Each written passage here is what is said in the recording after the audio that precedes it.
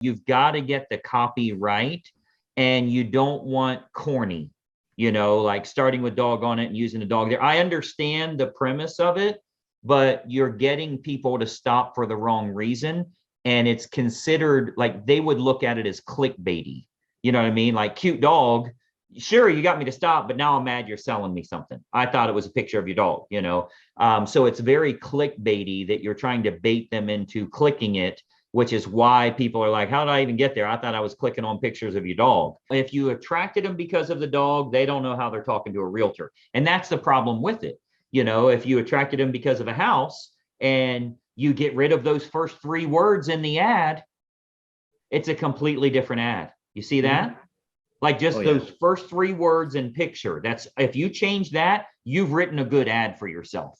But by doing the clickbaity stuff, it doesn't click as well.